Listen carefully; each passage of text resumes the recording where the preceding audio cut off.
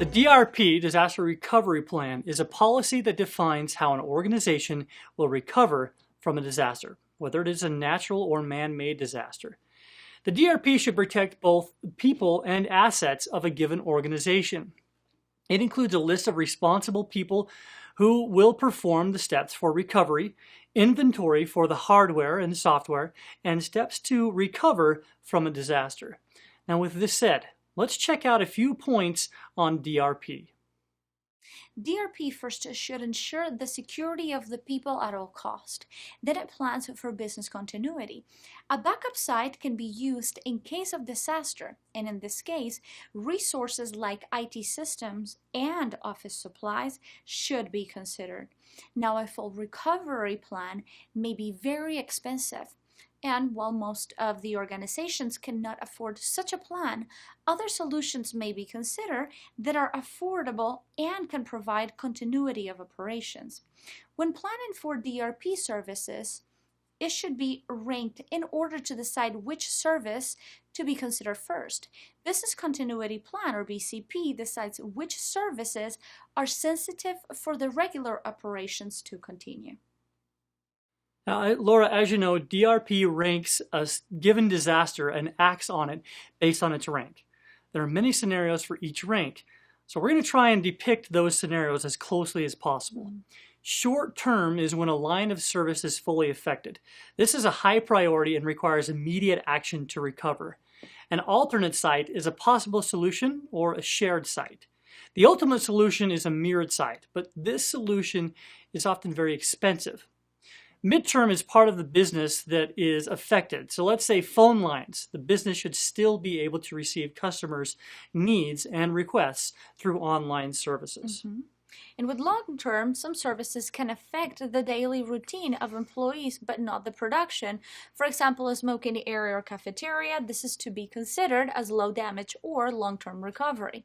On another hand, if a disaster took place and the company migrated to an alternate site, the revert to the original site will be processed in the long-term policy as the original site may be severely damaged and it will take time to recover it. That's right. And a hot site is an identical site of the primary one, equipped with systems and services just like the primary. Data is duplicated to the hot site. A hot site is tested by disconnecting it from the primary site and observing the switchover process.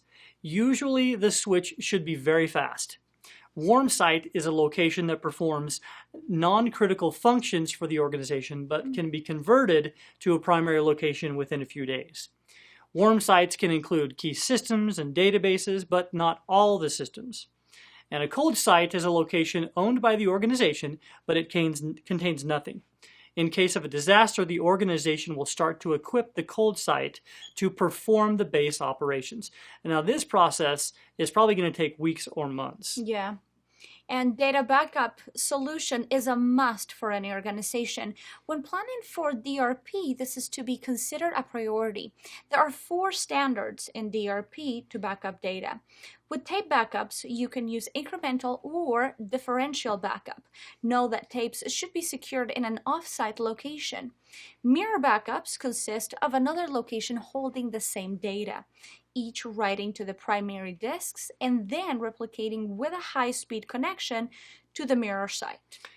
Now let's talk a little bit about journaling. This is a less expensive solution that preserves the data as journaling captures only transactions. So in case of a disaster, the full backup tape is used and the journaling is used to write the transactions, again, that were not included in the full backup. Electronic vaulting is an alternate location to preserved backup data.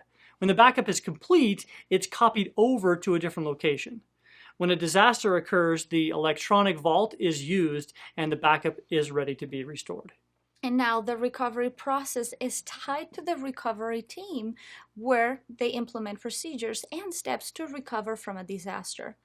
The recovery procedure should be well organized with specific steps to restore normal operations.